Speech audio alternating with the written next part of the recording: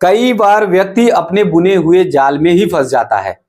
ऐसा ही हाल है अरविंद केजरीवाल का। अरविंद केजरीवाल बचने के लिए कई बार किसी को फंसाने के लिए नया नया जाल बुनते रहते हैं, लेकिन उस जाल में खुद ही फंस जाते हैं। अब खाने को लेकर जिस तरह से चर्चाएं होने लगी कि अरविंद केजरीवाल जेल में हैं और जेल में रहने के बाद वो आलू की सब्जी, पूड़ी, आम, मिठाई तमाम चीजें खा रहे हैं और उसके कारण से उनका शुगर लेवल हाई होता जा रहा है।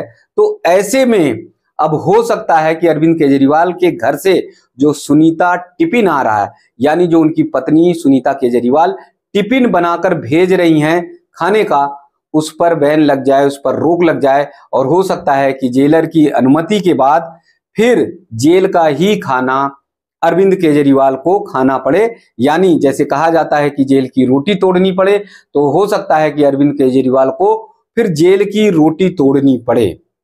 जब अरविंद केजरीवाल तिहाड़ जेल पहुंचे तो मुख्यमंत्री होने के कारण उनमें छूट दी गई और छूट में यह दिया गया कि अरविंद केजरीवाल घर का खाना खा सकते हैं।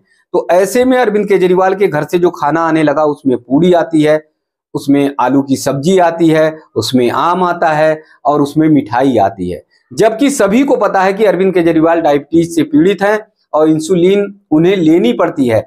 ऐसी स्थिति में जो खाना घर से आ रहा है वो उनके लिए बहुत ज्यादा नुकसानदायक है। उससे उनकी डायबिटीज बढ़ सकती है, उससे उनकी तबीयत खराब हो सकती है। लेकिन बताया ये जा रहा है कि ये खाना, ये डाइट जो अरविंद केजरीवाल के पास तक पहुंचती थी टिफिन के माध्यम से, वो इसलिए दी जाती थी कि जिससे इनकी शुगर लेवल यानी डायबिटीज इनकी बढ़ जाए और इनको दिक्कत हो, इनको चक्कर आए, बेहोशी की स्थिति इनके लिए बने। जैसा कि शुगर के जो पेशेंट होते हैं उनके लिए दिक्कतें ऐसी उत्पन्न हो जाती हैं। तो ऐसी स्थिति में अरविंद केजरीवाल को कोर्ट से कुछ राहत मिल सकती है।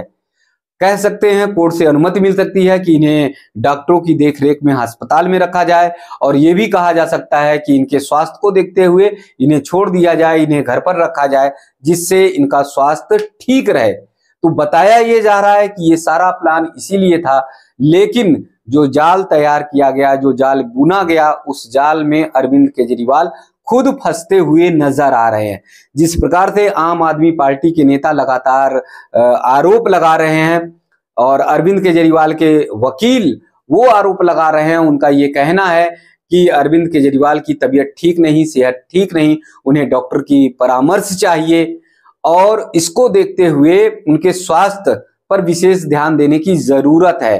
तो ऐसे में सवाल ये उठता है कि जब केजरीवाल का स्वास्थ्य खराब है, सेहत खराब है, तो ऐसी स्थिति में फिर उन्हें खाने की जो डाइट घर से आ रही है, यानी जो सुनीता टिफिन, यानी अरविंद केजरीवाल की पत्नी सुनीता केजरीवाल के माध्यम से जो टिफिन आ रहा है, तो उसमें डाइट क्यों नहीं सेहतपूर्ण है, यानी जो उनके अनुरूप हो, जो अरविंद केजरीवाल ठीक तरह से खा सकें, जिससे उनकी डायबिटीज ना बढ़े, जिससे उनकी कोई दिक्कत ना हो, उन्हें परेशानी ना हो, ऐसी डाइट क्यों नहीं आ रही, इस पर बहुत बड़ा सवाल है।